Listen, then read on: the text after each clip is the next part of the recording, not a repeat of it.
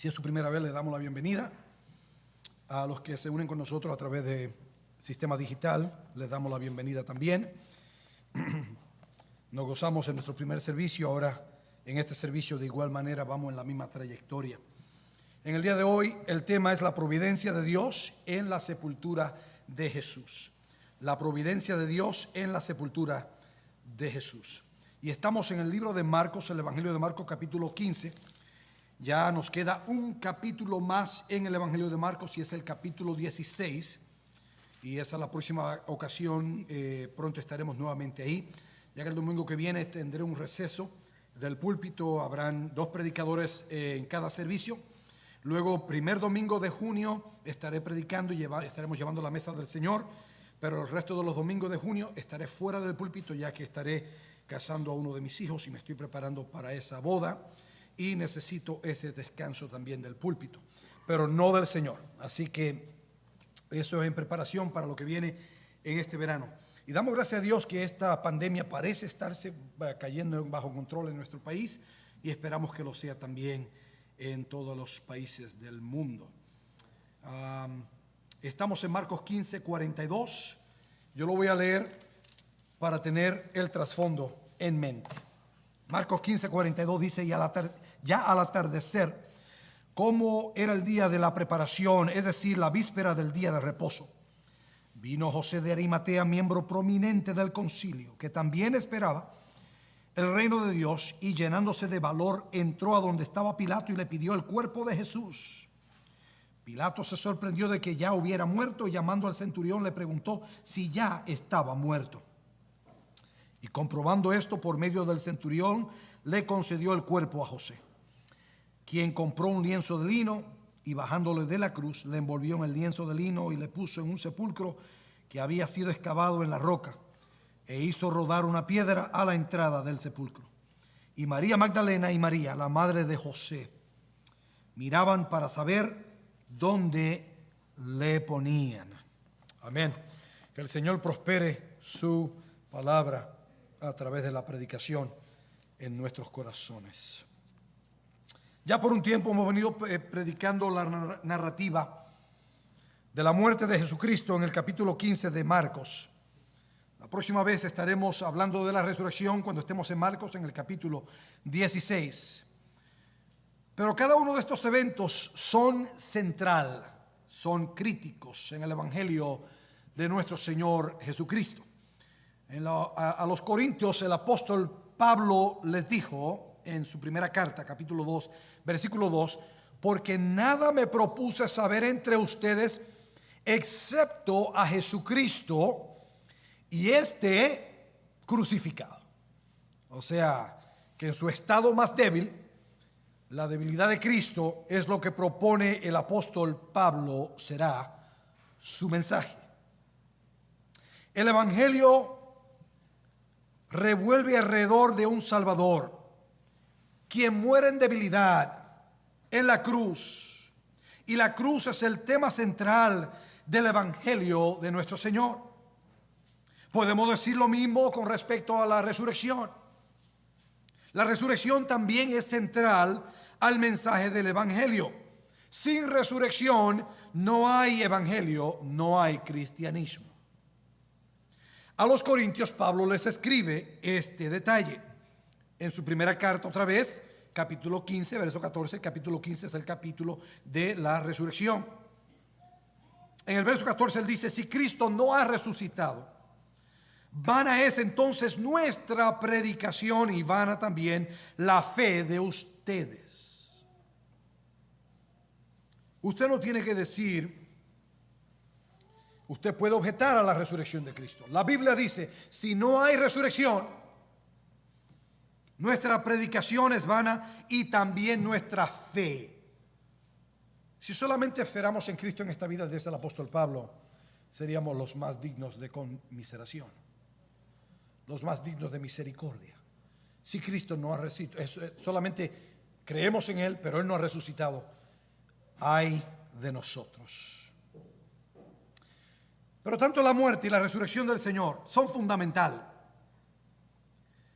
para que hoy nosotros podamos tener un evangelio que predicar. Sin embargo, hay un evento entre la muerte y la resurrección de Jesucristo, al cual no parece que le damos suficiente atención, y que es de suma importancia, de igual importancia a la muerte y a la resurrección de Jesucristo. Y los 4 evangelios le dan importancia a este evento, y este es el evento de la sepultura de Jesucristo. Predicamos siempre de la muerte de Jesús, hablamos de su implicación, explicamos lo que es la muerte de Jesucristo y lo que significa para nosotros. Hablamos de la resurrección y predicamos de ello, y traemos a colación el tema de la resurrección en el domingo de resurrección cada año, y en otras ocasiones cuando siempre estamos predicando. Pero hay un evento que es la sepultura, que está entre la muerte y la resurrección, y es de igual importancia a la muerte y a la resurrección. Es tan importante. La sepultura de Jesús es tan importante como su muerte, como su resurrección. Y parece que se le da muy poca atención a este evento como central a la fe cristiana. Ahora, notemos cómo el apóstol Pablo resume el evangelio y el mensaje del evangelio a los Corintios en su primera carta, capítulo 15, verso 1 al 4. Ahí él les dice: ahora les hago saber, hermanos, el evangelio que les prediqué, el cual también ustedes se recibieron, en el cual también están firmes, por el cual también son salvos, si retienen la palabra que les prediqué, a no ser que hayan creído en vano, porque yo les entregué en primer lugar lo mismo que recibí, que Cristo murió por nuestros pecados, conforme a las Escrituras, que fue sepultado y que resucitó al tercer día. Y note que fue sepultado y que resucitó al tercer día, y termina conforme a las Escrituras. De manera que la muerte de Cristo es conforme a las Escrituras, la sepultura de Cristo es conforme a las Escrituras, y la resurrección de Jesucristo es conforme a las Escrituras. En otras palabras, no hay nada incidental, no es nada accidental. Es algo que así había sido ya planeado, diseñado por Dios desde antes de la fundación de todo lo creado. Y todos estos eventos, la muerte, sepultura y resurrección de Jesucristo, todos vienen como resultado de cumplimiento de las sagradas Escrituras, como se había hablado por boca de los profetas de Dios en el Antiguo Testamento. Y así es como el apóstol resume y define el evangelio de Cristo, con su muerte, con su sepultura y con su resurrección. ¿Quiere usted conocer cuál es el evangelio de Cristo? El evangelio de Cristo es su muerte, su sepultura y su resurrección. Eso es el evangelio de Cristo, y es fundamentalmente importante para todo creyente tener y poder articular el evangelio de Cristo. Hermano, ¿qué es el evangelio de Cristo? Yo vine al altar un día, oré y dije una oración y repetí como el papagayo la oración que me dijo el pastor. Eso no es el evangelio de Cristo. Yo di 2 o 3 lágrimas, las dejé ahí en el altar, allí están todavía, yo creo. Lágrimas no salvan a nadie. Lágrimas pueden ser un medio de expresión de algo real en el corazón de un humano, pero las lágrimas no salvan a nadie. Lo que salva es creer en el evangelio de la muerte, de la sepultura y de la resurrección de Cristo. Y cuando usted cree en ese evangelio es transformador, y su vida cambia para siempre. No solamente respecto a nuestra salvación cuando creemos al evangelio, pero estos eventos tienen su impacto en nuestro diario vivir. Como usted vive su vida cristiana está ligada a la muerte, sepultura y resurrección de Cristo. Está ligada al evangelio de Cristo. Si usted vive como el impío que usted era antes, usted no está salvo todavía. Es lo más seguro. Es lo más seguro que usted no ha sido salvo todavía. Si usted vive todavía igual que como comenzó, usted comenzó en la carne, sigue en la carne y seguirá en la carne hasta que se convierta y se arrepienta. Y usted abraza el evangelio de Cristo. Y cuando usted abraza el evangelio del Señor el poder de Dios, porque es poder de Dios para salvación. Y cuando viene el poder de Dios transformador a través de su evangelio, hay cambio y hay novedad de vida para el que cree. Romanos capítulo 6, versos 3 al 4. El apóstol Pablo escribe a los romanos: ¿o no saben ustedes que todos los que hemos sido bautizados en Cristo Jesús hemos sido bautizados en su muerte? Por tanto hemos sido sepultados. ¿Oyeron? Participamos en la sepultura de Cristo también, con Él por medio del bautismo para muerte, a fin de que como Cristo resucitó de entre los muertos por la gloria del Padre, así también nosotros andemos en novedad de vida. Todos los creyentes tienen una verdadera muerte y resurrección, y también sepultura en Cristo. Hay cambio dramático en la vida de una persona que cree al evangelio. ¿Y cómo lo sabemos? Con el pasar del tiempo. Cuando pasa el tiempo comenzamos a ver las evidencias. ¿Cómo usted sabe que el palo es de uva? Cuando usted comienza a ver que da uva. Pero si el palo dice ser de uva y da manzana, usted sabe que tiene un problema ahí. O lo que da es piña agria, ya sabemos que es un problema y bastante serio. Pero dado nuestra unión con Cristo, nosotros los creyentes participamos con Él en cada uno de estos eventos en una manera espiritual, en su muerte, su sepultura y en su resurrección. De manera que la sepultura de Jesucristo es un evento crucial, esencial en la historia de la redención. Y es tan supernatural como su muerte y resurrección, aunque carece de los elementos supernaturales que tiene la muerte y la resurrección, en cierto aspecto. En cierto aspecto. Porque la sepultura de Cristo milagrosamente, poderosamente, se desarrolla dentro del marco de la providencia de Dios. Eso es importante. Soberanía es que Él gobierna, Él es rey, Él es soberano, Él es dueño de todo.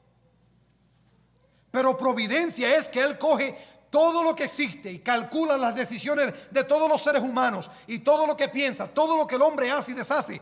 Todo eso lo hace Él calcular dentro del marco de su voluntad, y hace que todas las cosas operen finalmente para su gloria y conforme a su perfecta y soberana voluntad. Y eso se le llama providencia.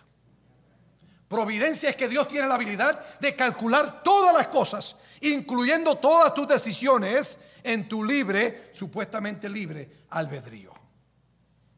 Tenemos libre albedrío para decidir, pero Dios es providente, es soberano y es providente. Y en su providencia Él calcula todas las cosas y hace que todo opere para bien. Por eso en Romanos 8 leemos que todas las cosas obran. ¿Cuántas cosas? Todas las cosas obran para bien. Todas. Y es Dios quien está coordinando los eventos de tal forma que en el hecho de que Cristo está muriendo, en su manera de morir, en su hora precisa, que la manera de Cristo morir y su hora precisa está conforme al plan de Dios.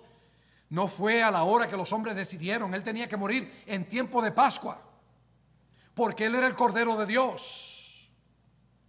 Y tenía que morir en una cruz. No podía morir en un accidente de camión, de otra enfermedad. Él tenía que morir crucificado en una cruz. Si Cristo muere de otra forma, no nos puede salvar, porque la Biblia establecía ya de antemano que tenía que ser a través de la cruz. Por eso el apóstol Pablo trae a los corintios el énfasis de la cruz. Para los del mundo es locura, pero para nosotros los que creemos, la cruz de Cristo es poder de Dios para nuestra salvación. Amén. Y Dios estaba obrando a través y sin prescindir las acciones irresponsables y pecaminosas de hombres pecaminosos.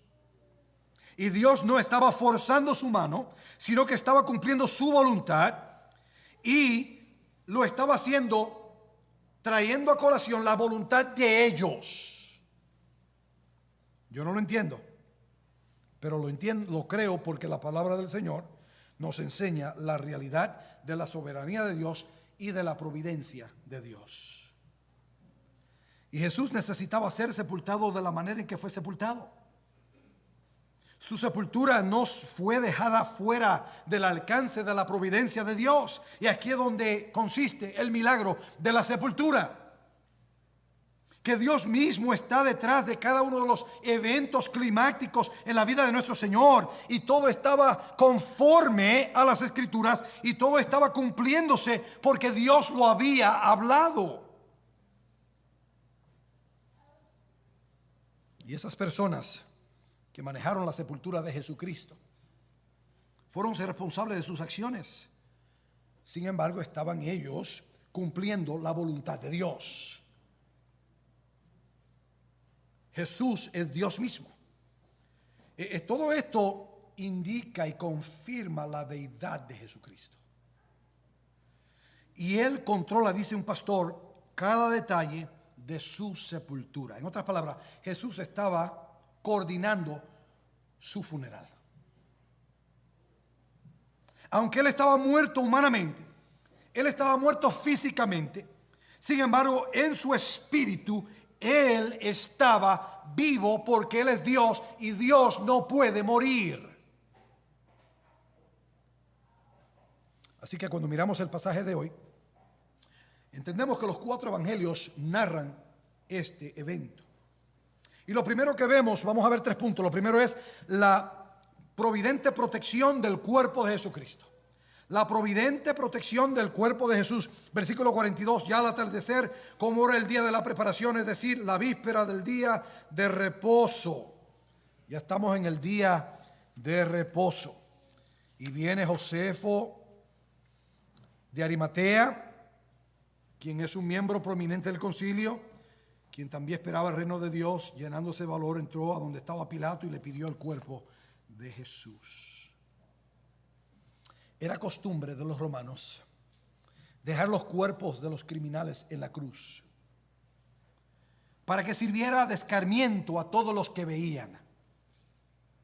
Por ende, los cuerpos comenzaban su proceso de descomposición a vista de todos y eran comidos por los perros salvajes y las aves salvajes, y la escena era terrible. Después de esto, los cuerpos eran echados a una fosa común, a un sepulcro, un lugar que le llamaban Gehenna, a menos que un miembro de su familia pidiera el cuerpo para sepultura privada. Sin embargo, la ley de Moisés prohibía. En Deuteronomio leemos que los cuerpos ejecutados fuesen expuestos durante la noche.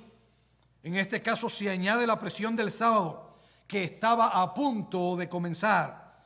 En unas cortas horas comenzaba la celebración de la Pascua de los judíos y también el sábado. Los judíos obviamente cuentan sus días distinto a nosotros y lo hacen en referencia al sábado. El sábado es el día de referencia. Ellos cuentan su día, el primer día, el segundo día, el tercer día, el cuarto día, quinto día, sexto día, séptimo día, que es el sábado. El día de la preparación mencionado aquí en el versículo 42 es en efecto el día viernes, el día de la preparación, antes del sábado. Y ese día los judíos salían y compraban todo lo que era necesario para el sábado. Marcos entonces nos dice que era la tarde del viernes, porque era la preparación del día sábado. Esto obviamente confirmando que Jesús muere un viernes.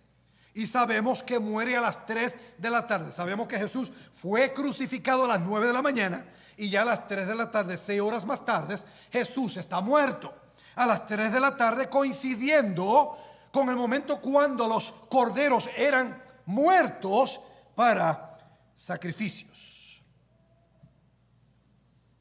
Y el sábado habría de comenzar a la puesta del sol el viernes, que sería como a las 6 de la tarde. A las 6 de la tarde, a la puesta del sol, comenzaba el sabático, el sabbat. Y el sabbat era hasta el próximo día a las 6 de la tarde, a la puesta del sol. Y esto es lo que explica la ligereza, la prisa por parte de los líderes judíos querer remover los cuerpos de las cruces. Ellos querían obedecer la ley, guardando el sábado y celebrar la Pascua con una conciencia muy limpia. Ningún problema matando al Hijo de Dios, pero queremos que estén fuera de la cruz, porque nosotros queremos conciencias limpias. Y esto es lo triste, que muchos profesantes cristianos así son cristianos. Así son cristianos, lamentablemente. Llenando requisitos, echando a perder uno más importante, dándole más importancia a unas cosas de menor importancia. Y esa es la vida que llevan de cristianismo. La vida de cristianismo tiene que estar completamente basada en la fe de Cristo Jesús, o lo que hay para nosotros es un gran lío. Un gran lío. Porque lo que vas a vivir es una vida que se parece a la de esta gente. Una vida farisaica, una vida religiosa, una vida sin el poder de Dios. Y esta gente querían celebrar quietamente, con paz, sin culpa de conciencia, la Pascua y también el sábado. Pero tenga por seguro que eso es lo que menos que había en ellos. Paz en su espíritu. Ahora, el Evangelio de Juan nos da unos detalles más que nos ayudan a completar el cuadro de lo que pasó esa tarde, esas horas de la tarde, después de las 3 de la tarde, ese viernes con el Señor. Verso 31 de Juan, capítulo 19. Juan 19, 31, ahí leemos en el versículo 31, los judíos entonces, como era el día de la preparación para la Pascua, a fin de que los cuerpos no se quedaran en la cruz, el día de reposo, porque ese día de reposo era muy solemne, pidieron a Pilato que les quebraran las piernas y se los llevaran. Recuerden que estamos mirando la providente protección del cuerpo de Jesucristo. Aquí están los judíos pidiendo a Pilato que quiebra las piernas de los que están en la cruz para adelantar su muerte, porque ya se está acercando el día de reposo y por ley ellos no pueden estar ahí pasando la noche. Y este romper de piernas se le llama crucifagium, que era ese proceso cuando cogían como con un marrón y rompían las piernas en el femur bone, en ese hueso central de las piernas. Y eso hacía que entonces el criminal, el convicto, ya no podía levantarse para recobrar aire y enviar oxígeno a sus pulmones. Y lo que hacía era que entonces morían por asfixia. Era algo triste. Los judíos piden a Pilato que él aplique el crucifagium para que los crucificados mueran más rápidamente. Y luego podremos remover los cuerpos de la cruz y luego podremos celebrar el sábado. Pero es aquí donde estamos viendo la providencia de Dios en proteger la integridad del cuerpo de Cristo. Dios controla sin prescindir las acciones perversas de los hombres pecaminosos. Dios controla. Las cosas no sucedieron como ellos planificaron, sino que suceden conforme a la voluntad soberana de Dios. Dios providentemente está guardando el cuerpo de su Hijo Jesucristo íntegramente. Juan 19, 32 y verso 33, ahí leemos, fueron pues los soldados y quebraron las piernas del primero y también las del otro que había sido crucificado con Jesús.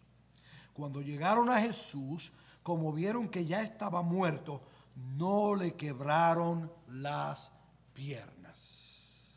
¿Oyeron eso? Nadie le dijo a esta gente, la Biblia dice, el Antiguo Testamento dice, Dios está obrando providencialmente tras las acciones de estas personas. ¿Qué fue lo que dijo Jesús en Juan 10:18? Nadie me quita mi vida, sino que yo de mí mismo la pongo de mi propia voluntad, dice él. Tengo autoridad para darla y tengo autoridad para tomarla de nuevo. Eso dijo Jesús. Y en la cruz él dijo, consumado es. Y luego de decir consumado, o sea, toda mi misión está cumplida, él dijo, Padre, en tus manos encomiendo mi espíritu. Dice la Biblia que bajó su cabeza y su espíritu fue removido de él. Cuando llegan a Jesús, se dieron cuenta ya que ya había muerto, porque Jesús había ya entregado su espíritu. Jesús había dado su vida, como había dicho que lo haría. ¿Por qué es importante este detalle? Juan 19, verso 34. Pero uno de los soldados le traspasó el costado con una lanza y al momento salió sangre y agua. Es importante entender que el momento que Jesús entregó su espíritu al Padre, hubo un reventamiento en su corazón. Su corazón fue reventado. Y eso con una explicación médica. Porque cuando Jesús entrega su espíritu, su corazón físico se ruptura, se revienta.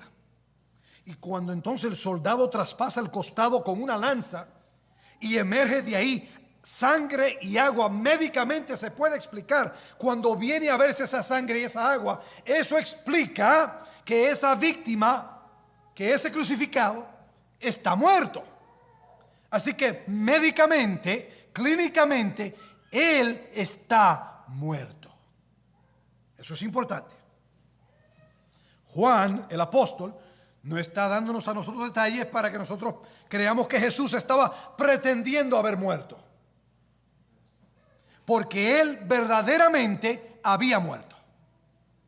Y como dice en Apocalipsis Juan, hablando Jesús mismo, dice, yo soy el que era, el que estuve muerto y ahora vivo por los siglos de los siglos. Amén.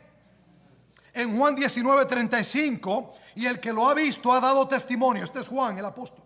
Juan 19:35 al 37. Y él dice, el que lo ha visto ha dado testimonio. Dice Juan, yo lo he visto y doy testimonio de esto. Y su testimonio es verdadero, o sea, lo que digo es verdad. Y él sabe que dice la verdad, para que ustedes también crean lo que les estamos diciendo. Porque esto sucedió para que se cumpliera la escritura. No será quebrado hueso suyo.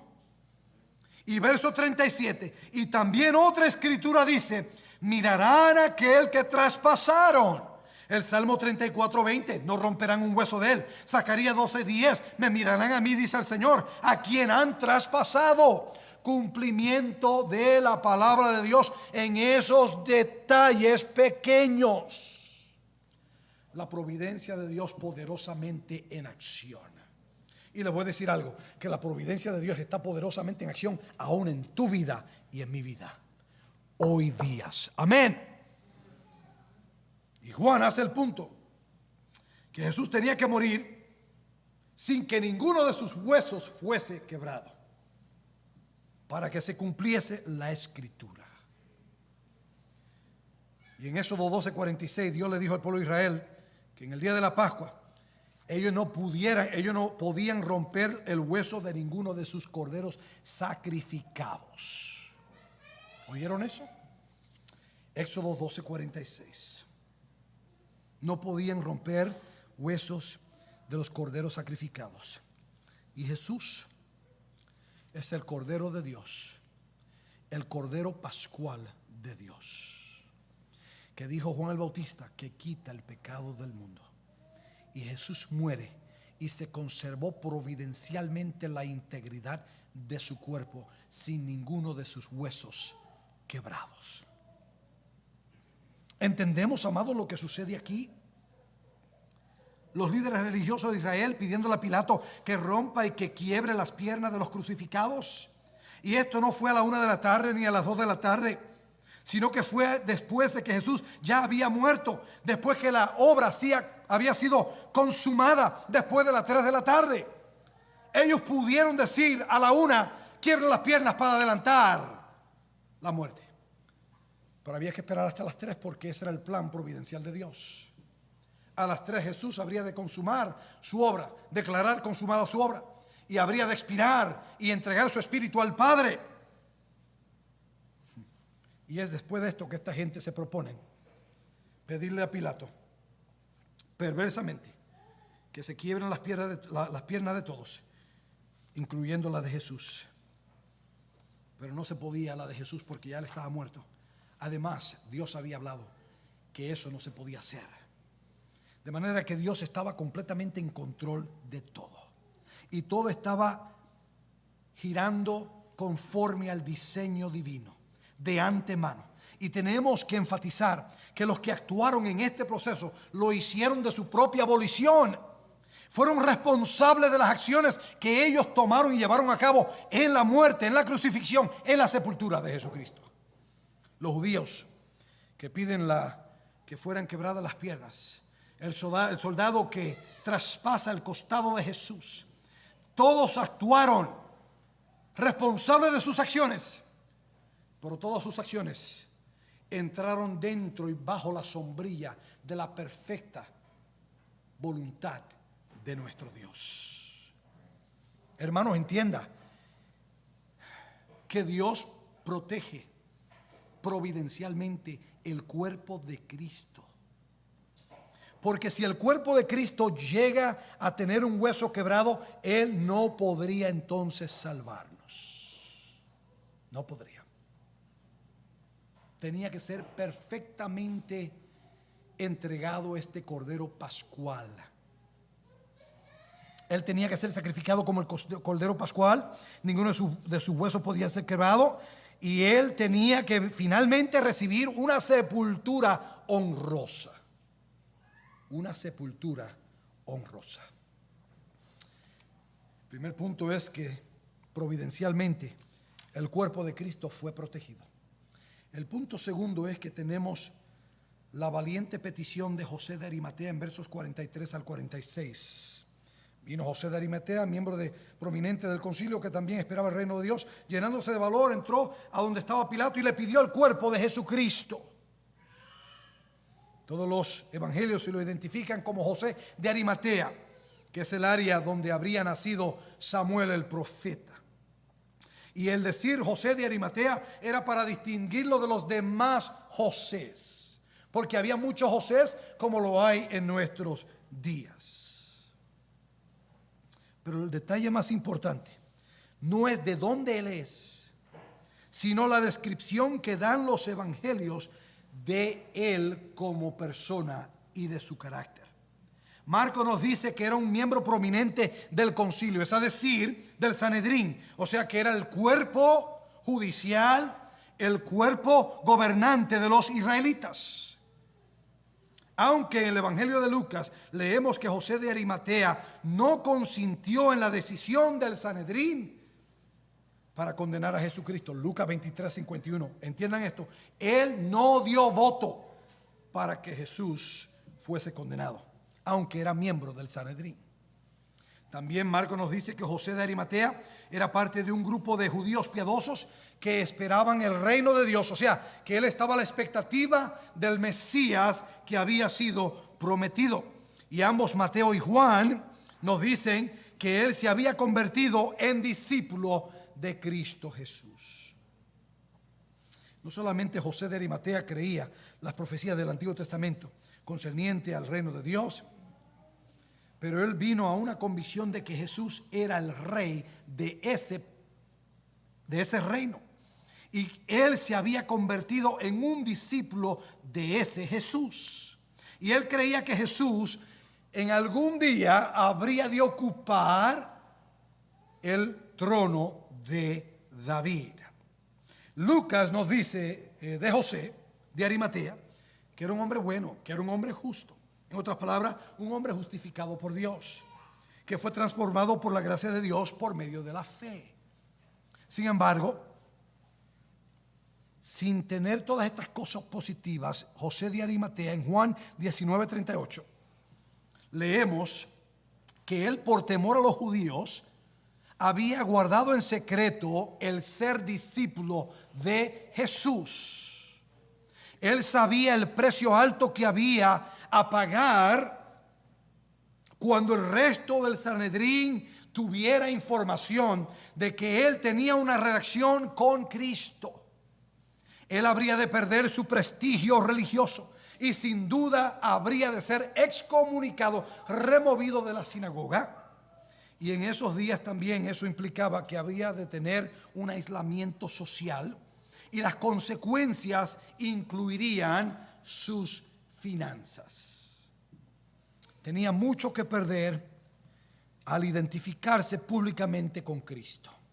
Sin embargo, en el momento menos esperado, humanamente hablando, cuando Jesús ha sido condenado, ejecutado, clavado sobre una cruz, este hombre decide tomar un paso adelante que una vez lo toma, ya él no puede retroceder.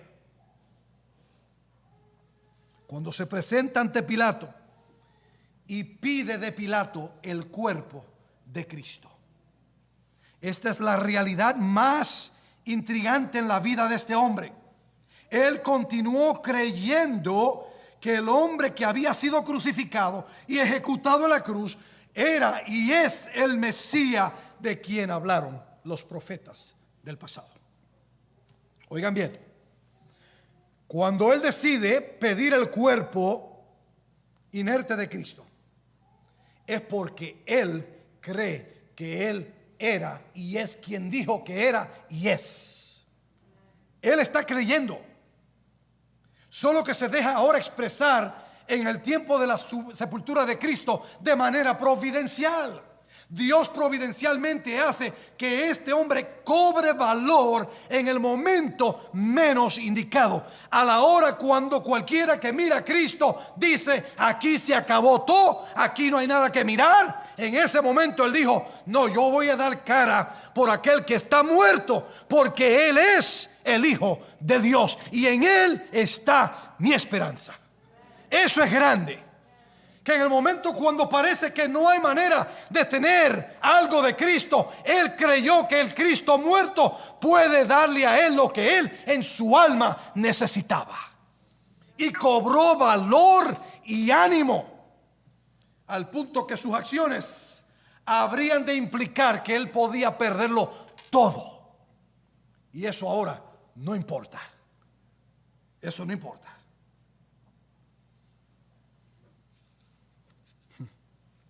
¿Dónde están los apóstoles? ¿Dónde están los discípulos de Cristo? ¿Dónde está la madre de Jesús? Oh, Madre de Dios, ruega por nosotros. Yo sé que es la oración de muchos que han venido del catolicismo romano. No está la madre de Jesús allí. Y ella lo amaba. Pero había temor que había embargado el corazón de todos. Y Jesús le dijo: todos se van a ir huyendo y me van a dejar y me van a abandonar. Y ninguno pidió por el cuerpo de Cristo, ni siquiera un familiar. Ni siquiera un familiar. No apareció un primo, no apareció un tío, no apareció un hijo, un hermano, una hermana, ni su madre.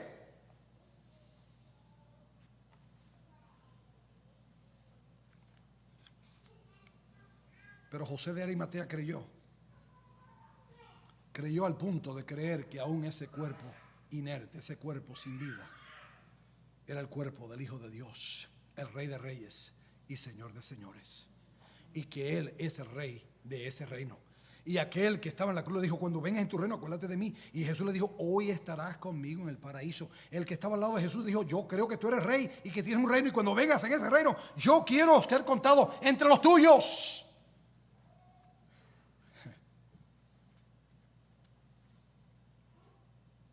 Versículo 43 dice que él, llenándose de valor, fue a Pilato.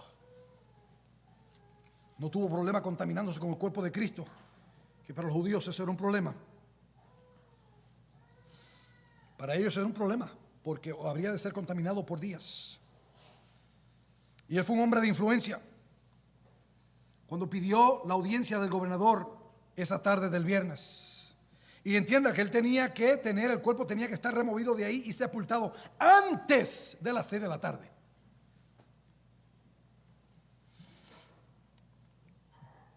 Hay una lección para nosotros en esto, amados.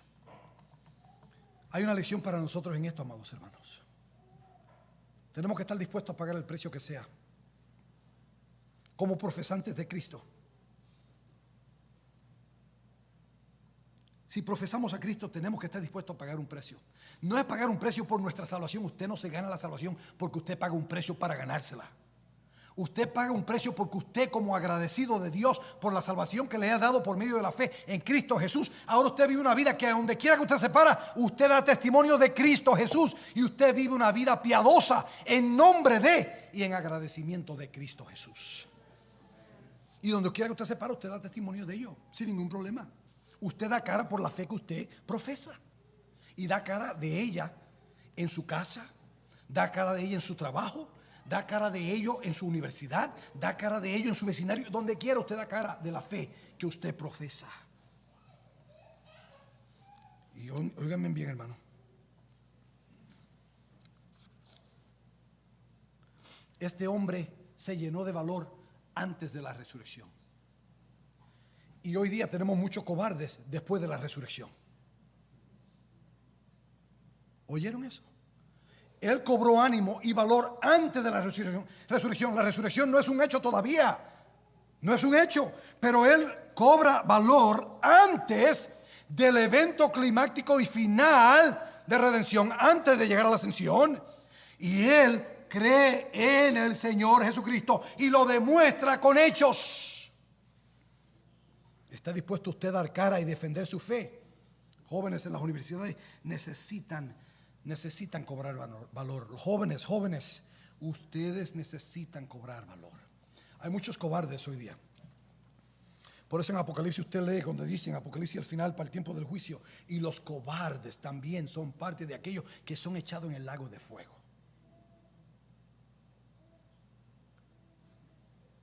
Y hay muchos profesantes que son cobardes. Pero necesitamos cobrar ánimo. Ánimo para pagar el precio que sea necesario. Como hizo José de Arimatea.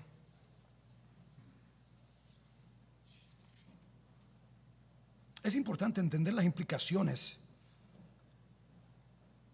para José de Arimatea cuando él pide el cuerpo de Jesús. En número 19:11, el que toque el cadáver de una persona quedará inmundo por 7 días. Él no podía ir a participar en el templo de nada religioso si tocaba un cuerpo de un cadáver de un muerto. Pero en ese momento, su lealtad a Cristo muerto fue mucho más poderosa y decisiva y determinante que para ninguna otra lealtad de nada y nadie más. Él demostró lealtad a Cristo cuando muerto. ¿Cuánto más nosotros ahora debemos demostrarla?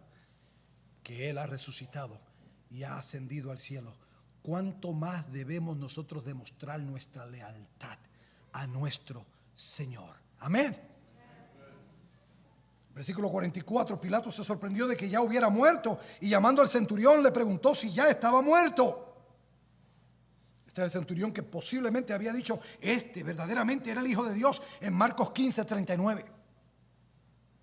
Verso 45, y al comprobar esto por medio del centurión, le concedió el cuerpo a José. Y la palabra cuerpo ahí en el versículo 45 habla de cadáver. Otra palabra, Pilato dio permiso, consintió para que José de Arimatea poseyese el cadáver de Jesucristo. Él apareció antes de que se diera la orden para el crucifragio. Y Pilato estaba sorprendido en oír que Jesús estuviera muerto. Y él le dice al centurión, él manda que su centurión sea quien le dé la certificación, porque el centurión tenía la responsabilidad de certificar. Él sabía, era un experto en determinar a una persona que ha fallecido. Y su palabra, cuando la recibe el gobernador, era suficiente. Y si no era verdad, el centurión pagaba con su vida. Verso 46. José de Arimatea entonces compra un lienzo de lino. Bajando el cuerpo de la cruz, lo envolvió en el lienzo de lino y lo puso en un sepulcro que había sido excavado en la roca, e hizo rodar una piedra a la entrada del sepulcro. Esto debe dejarnos sin aire a nosotros. Vemos a José tomando el cuerpo de Jesús, lo baja de la cruz. Él había pensado que él era un rey y cree que es un rey. No sabemos si tiene la ayuda de algún soldado, pero sabemos que él toma el cuerpo, lo baja de la cruz, lo descuelga. Él remueve los clavos de sus manos, remueve los clavos de sus pies. Lo más seguro lavó el cuerpo, como era costumbre de los judíos. Lo envolvió en el lino que había comprado. Él hizo todo lo que era honroso para Cristo en su sepultura. Pero había alguien más en el panorama, es Nicodemo, Juan 19:39. Y Nicodemo, el que antes había venido a Jesús de noche, vino también trayendo una mezcla de mirra y aloe, como de 33 kilos, como 100 libras. Nicodemo trae la cantidad costosa y cara de mezcla de mirra y aloe que solamente se usaba a ese nivel de cantidad y de precio para los que eran reyes, gente que eran miembros de la realeza. En otras palabras, Nicodemo le dijo a José de Arimatea: yo voy a traer mi parte y lo vamos a sepultar a él como lo que es, un rey. Eso es fe. Eso es fe.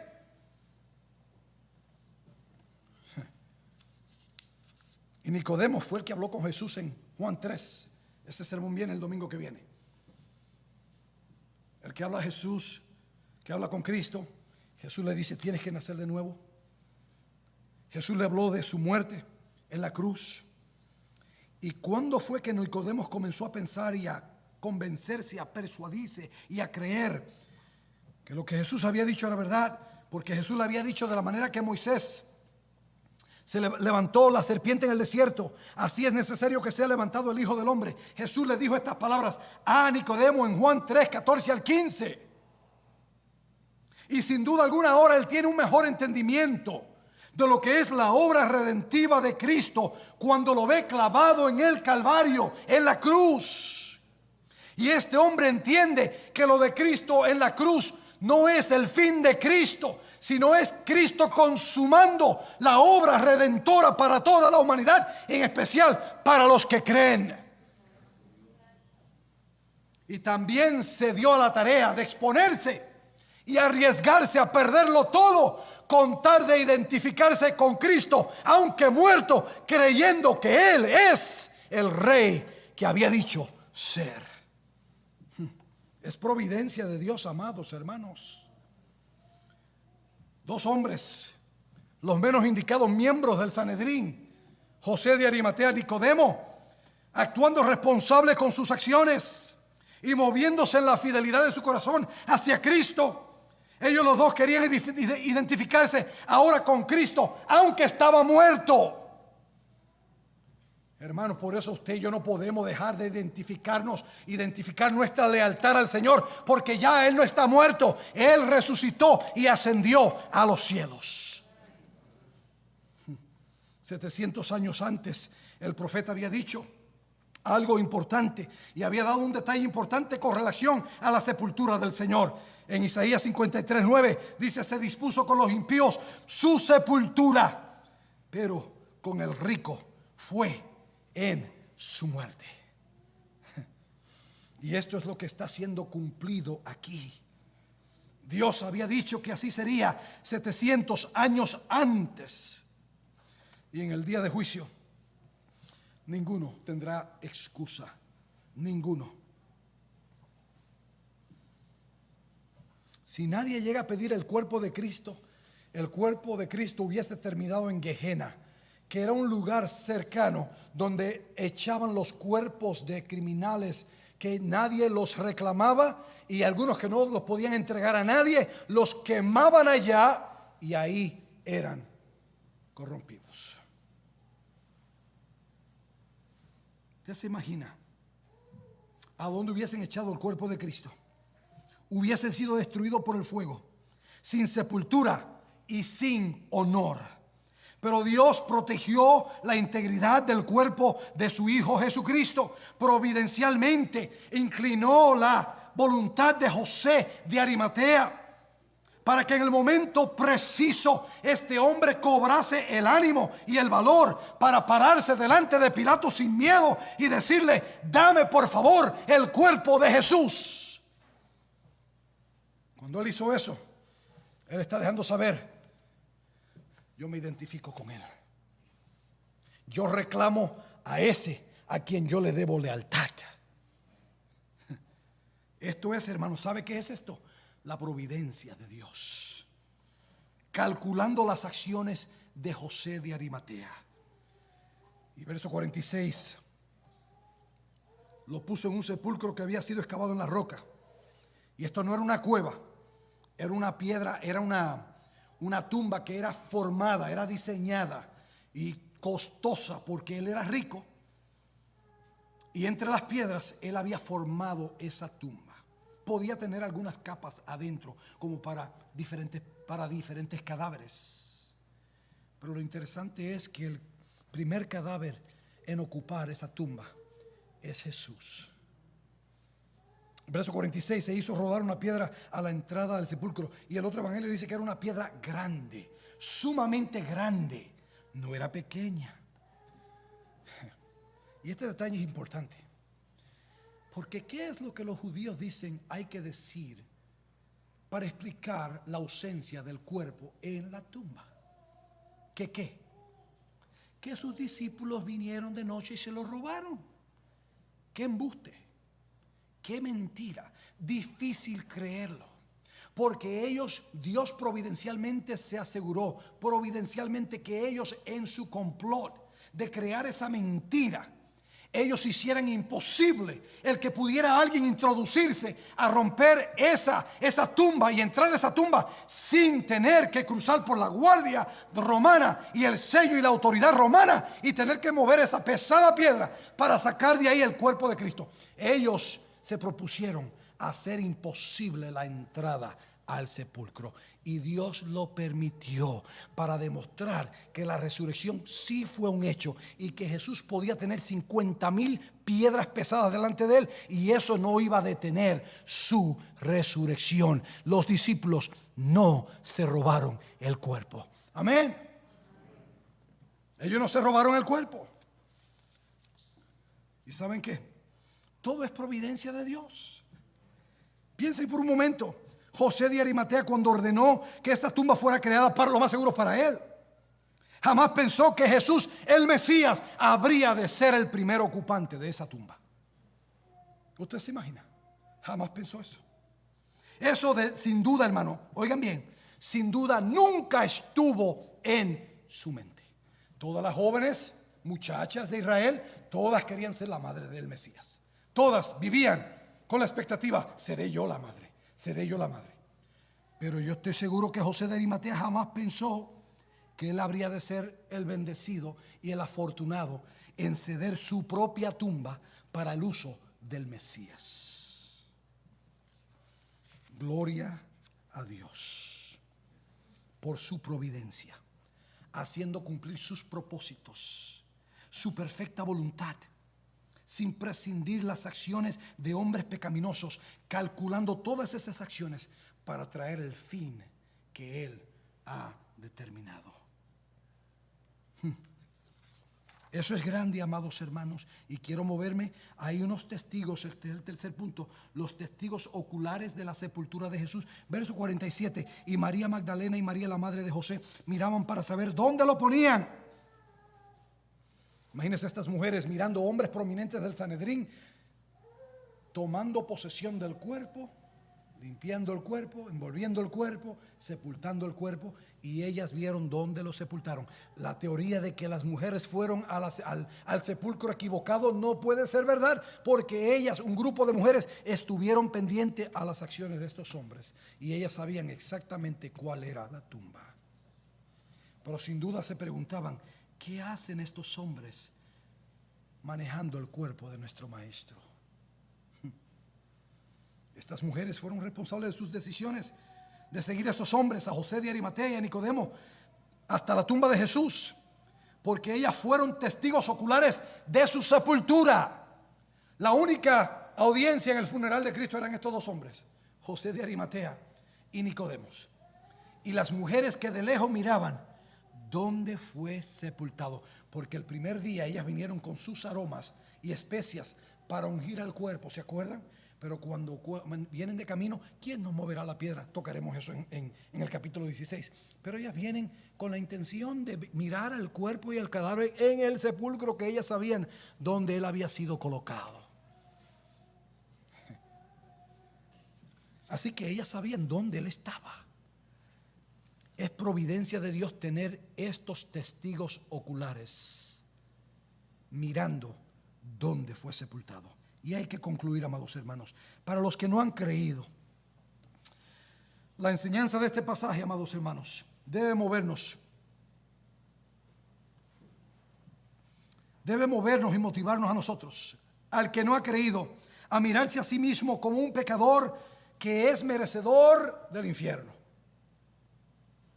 Y si no te has visto como un pecador merecedor del infierno, tú entonces has retenido el importante paso de lo que es venir a Cristo en fe y arrepentimiento, llamándole a Él para que te perdone de todos tus pecados. Y si no lo has hecho, permaneces en tu estado de lo que la Biblia llama de incredulidad. Eres un incrédulo. Es posible que creas que Jesús es el Hijo de Dios, o que es Dios, que existió, que vivió, que murió en una cruz. Pero la muerte de Jesús no tiene nada para ti, porque tú no has abrazado, no te has apropiado de Cristo por medio de la fe y el arrepentimiento. La enseñanza del pasaje debe moverte a considerar seriamente cómo vas a responder a lo que has oído del pasaje del día de hoy. Si hay algo en este pasaje que aprendemos, es que sin duda alguna la Biblia es la palabra de Dios. Ella es infalible, sin error, y ella dice que Jesucristo es el Mesías de quien hablaron los profetas del Antiguo Testamento. Esta Biblia es la verdad de Dios. ¿Cuánto lo creen? Es la palabra de Dios. Primer servicio les di a los hermanos, los libros en la clase de psicología cambian cada tantos años. Nuevas revisiones, nuevos cambios, nuevas terapias, nuevas maneras de tratar y entender los problemas de las personas y cambiar y ajustar cómo bregar. Este libro no ha cambiado ni una sola vez, nunca, nunca. Tú vas a vivir y morirás, pero la verdad de Dios permanecerá. El hombre como la hierba son sus días, pero tarde que temprano, en la mañana se ve bonita la flor, pero en la tarde se seca. Pero la palabra de Dios permanece. ¿Qué dice la Biblia? Para siempre. Dude lo que usted quiera dudar de la Biblia, ella sigue siendo la palabra de Dios, y yo nunca me voy a disculpar por la palabra de Dios. Amén. Nunca nos podemos disculpar por la palabra de Dios. Hay quienes hoy día se están disculpando, predicadores, pastores, iglesias enteras, profesantes creyentes, disculpándose por la palabra de Dios. La palabra de Dios es viva y es eficaz y más cortante que toda espada de dos filos, y ella penetra hasta partir el alma y llega hasta los tuétanos, y dice que discierne aún los pensamientos de nuestros corazones. Quiera usted pensar lo que usted quiera de la palabra de Dios, tarde que temprano ella como martillo te va a hacer tembleque. Amén. Te va a temblequear tarde que temprano. Yo les pido que me escuchen, por favor. al que no ha creído. En el día de juicio tú no podrás responder en tu incredulidad al Señor, cuando Dios te ha dado suficiente evidencia a favor de Jesús el Mesías, quien se identifica como el Mesías, el que Dios había ya hablado, había profetizado. Jesús es el Mesías, y Dios en su bondad ha revelado lo suficiente y ha dejado abierto la insensatez de nuestro pecado en no querer reconocer a Jesucristo como Rey de Reyes y Señor de Señores. Ya Dios ha puesto al abierto la insensatez y necedad nuestra y de nuestra pecaminosidad, porque Él ha demostrado que Jesús es el siervo que dio su vida en rescate por muchos, y Él ha dado mucha evidencia para demostrarnos a nosotros y señalarnos a nosotros a dónde es que tenemos que ir para nuestra necesidad de perdón y de misericordia. Aquí en el día de hoy, los que me escuchan, el que no ha creído no va a tener excusa. No va a tener excusa. Todas las cosas han sucedido para que sepamos que no hay otra opción excepto Jesucristo. Jesús dijo: la excepción es esta: el Padre y yo somos uno, y yo voy al Padre. Él dice: yo soy el camino, yo soy la verdad y yo soy la vida. Y nadie, y sabe que en el diccionario la palabra nadie significa nadie. Nadie verá al Padre sino a través de mí. Tienes que venir a Cristo en fe y arrepentimiento. Si de alguna manera tú vas a ver a Dios en su esplendor y en su gloria y en su santidad. Quizás estés en la iglesia hoy oyendo este sermón y jamás te pensaste: yo estoy aquí por una obligación. Dios es providente, y aún tus decisiones diminutas, Dios las usa para traer un plan mayor, perfecto y poderoso en tu vida. ¿Cómo vas a responder? Hoy es el día aceptable de Dios, no mañana. Quien sabe del mañana es Dios. Quien sabe de la semana que viene es Dios. Quien sabe del mes que viene es Dios. Tú no sabes ni del día de hoy. Pero la Biblia, cuando te habla a ti, al que está en la incredulidad, le dice: hoy es el día. Si oyes hoy la voz de Dios, no endurezcas tu corazón. Si hoy Dios no te presta el futuro, Dios te concede el momento, Dios te da el ahora, Dios te da el hoy, y tú crees que sabes más que Dios. Si estás en incredulidad, te urjo en el nombre de Cristo que vengas a Él en fe y arrepentimiento, y saldrás de aquí con vida y vida en abundancia. A los creyentes: pastor, se me acabó el humo de estar en Cristo. ¿Qué humo, hermano? Eso era lo suyo, un humo. Pastor, es que usted no sabe los problemas que tengo. Jesús dijo: en el mundo tendréis aflicción. Jesús nos prometió una cosa: que es bueno que Él nos habla la verdad. Nos prometió cielo, pero en el mundo Él dijo: serán afligidos. Pasarán de una aflicción y se graduarán para la otra, y de la otra graduación para otra, y en todas van a conocer mis padecimientos y el poder de mi resurrección. Pero Él dijo: tendrán aflicción, pero confíen, yo he vencido al mundo. Amén. Hermano, no se ahogue en un vaso de agua. Llega el problema a su vida, le va a llegar como me va a llegar a mí. Yo no sé cómo me va a llegar mañana. Yo no la quiero, ni la quiero vivir, ni la quiero experimentar, pero sí sé que el Señor lo prometió, que así sería. Y yo no lo puedo detener. Yo no pude detener la pandemia. el temor que me vino a mí, a mi corazón con esta pandemia, pero en la pandemia comencé a aprender, no, hay que confiar en el Señor. Hay muchos profesantes creyentes que perdieron su fe en Dios en la pandemia. No creían antes, porque en la lucha, en la tormenta, es que se comienza a ver quién es el verdadero creyente. No hay muchos amenes ahora. Pastor, no combine el COVID-19, que este es el mal más malo que ha llegado al mundo. Mentira. El mal más malo va a ser tu muerte.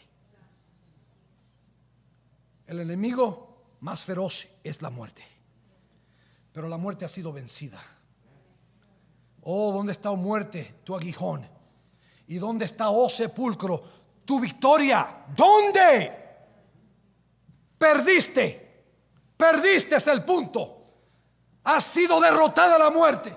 El sepulcro ha sido derrotado. ¿Por quién y cuándo? Por Cristo Jesús, cuando resucitó de su tumba en aquel domingo en la mañana. Amén. ¿Y cuántos creyentes hoy decimos creer en el Señor y no queremos prueba? El Señor prometió prueba y prometió dolor y prometió aflicción, pero nos exhorta: confíen. ¿Y en quién vamos a confiar? En nosotros mismos. Usted no tiene fuerza para confiar en usted mismo. Confíen en mí. Confiemos en el Señor. Hay un pastor, y quiero cerrar con esto, que en una manera poética e impactante trae todo lo que hemos considerado en los mensajes en el Evangelio de Marcos, y al mismo tiempo ese sentido de expectación que debíamos tener cuando leemos este pasaje, conociendo de antemano que la historia no termina aquí. Este pastor de apellido Lockridge, afroamericano, él dice lo siguiente: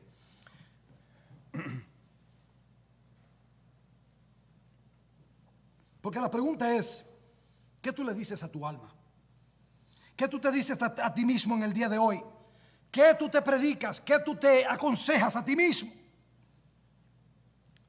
Si pudiéramos pasar al túnel del tiempo y regresar, ¿y qué le diríamos a los discípulos de aquellos días? Este predicador dice: es viernes, Jesús está orando y Pedro está durmiendo. Judas está traicionándole, pero el domingo se está acercando. Es viernes, Pilato está luchando y el concilio está conspirando y la multitud está vilificando a Jesús. Pero no tienen idea que el domingo se está acercando. Es viernes y los discípulos huyen como ovejas sin pastor. María está llorando, Pedro está negándole, pero no se han dado cuenta que el domingo se está acercando. Es viernes y los romanos están golpeando a mi Jesús. Le han vestido de un manto de escarlata. Ellos le han puesto una corona de espinos, pero ellos no saben que el domingo se está acercando. Es viernes y Jesús está caminando hacia el Calvario. Su sangre está corriendo en su cara, en su cuerpo. Su cuerpo está tambaleando y su espíritu está pesado. Pero ¿saben qué? Es solo viernes. El domingo se está acercando. Es viernes y el mundo está ganando. La gente está pecando y el malvado se está riendo. Es viernes y los soldados le han clavado en una cruz las manos y los pies de mi Salvador. Luego lo levantan rodeado por dos criminales. Pero déjenme decirle algo: el domingo se está acercando. Es viernes, los discípulos cuestionan qué ha pasado con su rey. Los fariseos celebran que su intriga ha resultado algo bueno. Oh, pero no saben ellos que es solo el viernes. El domingo se está acercando. Es solo viernes y él está colgando en la cruz, sintiéndose abandonado aún por su padre, muriendo. ¿Y puede acaso alguien salvarle? Oh, pero toda esa lucha, toda esa aflicción es solo el viernes. El domingo se está acercando. Es viernes y la tierra tembló y los cielos se oscurecieron y mi rey clama con su espíritu. Y se acaba la esperanza, y parece que se acaba la esperanza. La muerte parece haber derrotado y el pecado ha conquistado y Satanás se está riendo. Pero ¿saben qué? Es solo viernes. Jesús ha sido sepultado. Los soldados han guardado la tumba y ahora la tumba ha sido puesta en su lugar y el cuerpo adentro de la tumba, pero es solo viernes. El domingo se está acercando. Si nosotros pudiéramos regresar en el túnel del tiempo, esto es lo que le diríamos a los discípulos. Pero ¿saben qué, hermano? Ya ese domingo vino y se fue. El viernes terminó y pareció que fue un día de derrota, pero al tercer día Jesucristo salió de la tumba victorioso. Amén.